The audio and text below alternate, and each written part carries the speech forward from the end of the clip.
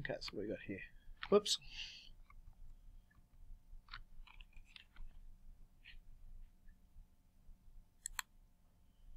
Opinion leaders can change consumer buying behaviour and attitudes. Absolutely. Cascading, very important, right? So opinion leaders help ideas travel from one node of people to another, right? So I would say opinion leaders have very good bridging capital. So the connector, salesperson, all in one, yeah? Sharing opinions, yeah. They'll often initiate, and why do people do that? They get excited, they found something new, they like sharing their expertise, they like helping other people. Opinion leaders aren't just egomaniacs, they're often quite extroverted people as well.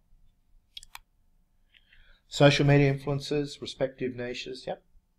Any others? Good. Let's have a look at the next question. Hope you don't mind. I'm just recording this video to show other people how the software works. Okay. Obviously, it won't tell who you are. Right. What types of ties do we have with others in our communities?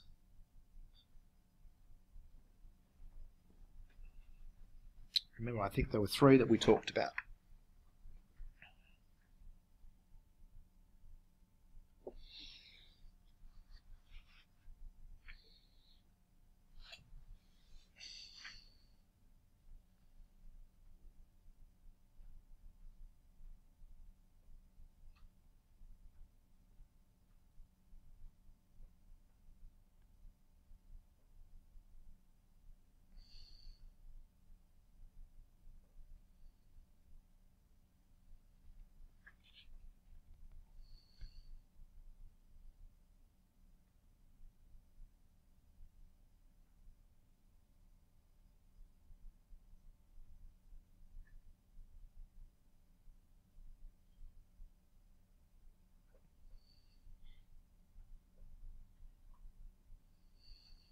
That's a network.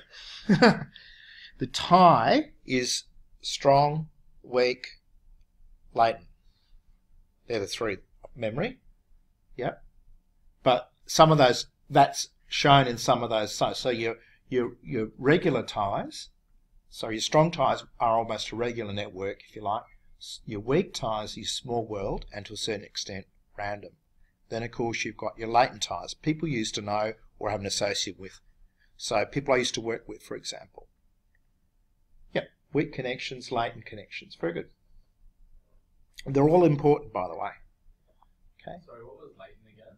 So strong was like... Yeah, strong is a direct tie and it's important to me, yeah. Right? So there are people I work with I can't stand, so clearly that's not a strong tie, right? Is that a weak tie? It is a weak tie, yep. A weak tie is a tie that's not strong, but it might go to another node, and a latent tie is a tie I used to have. So people I used to go to school with, my family over in other parts, I haven't seen Italy for 6 years, that's sort of a latent tie, okay? And they're all important because they may connect you to different nodes or parts of a network. Yeah, very good. What role does social capital play in the value of social media communities?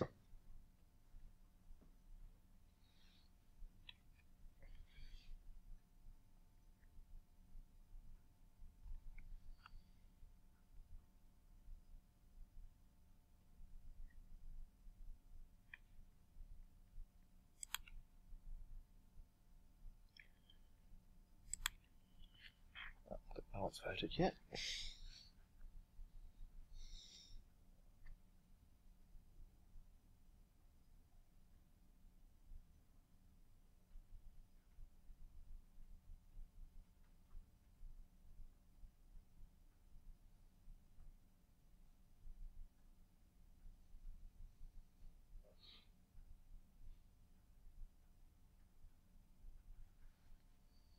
Yeah, it's reputation value and it's based on bridging, bonding and maintaining. Yep.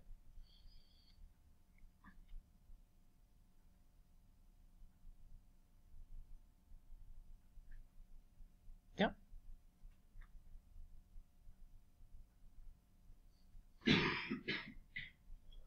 So if you like, bonding is also a reason that I belong to a network as well. And maintaining is another reason why I maintain a relationship through that network. So I use my Facebook site as a way of keeping in touch with my relatives overseas. That's maintaining.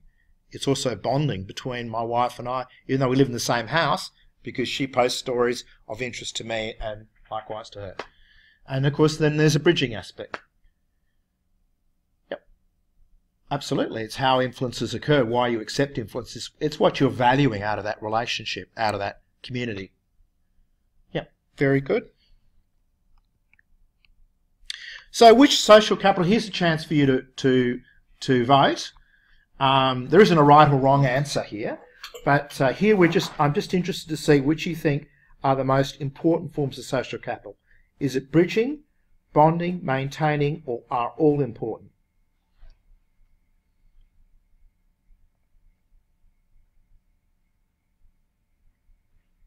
So you've said all are important. I would tend to agree with that.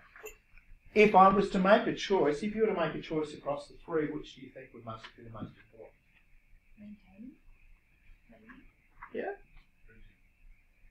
Yeah, it really depends on your network, right? So if you've got a scale-free network, right, or everyone's connected, maintaining is really important. It's a reason for you going back there. Bridging is important if you want to spread something from one point to another, from one node to another, one group to another. So I think all are equally important is a good answer there. Right? Last question. Which tie is the most important in social media? Strong ties, weak ties, both are important.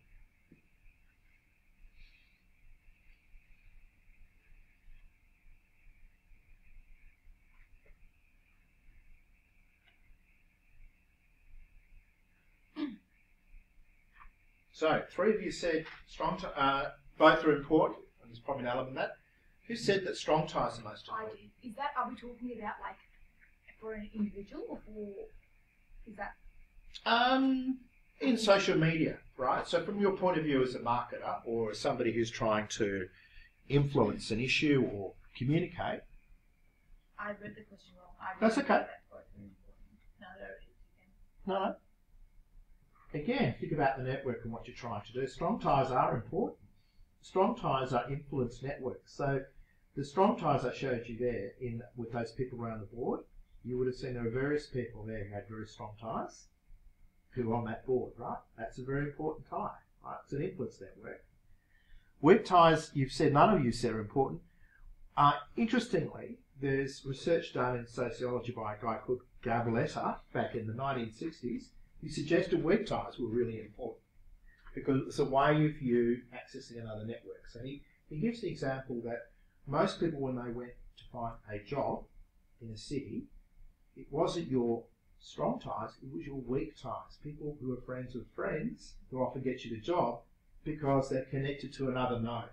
And he did another one where he asked people to send a letter around from one person to another. It turned out it travelled via the weak nodes.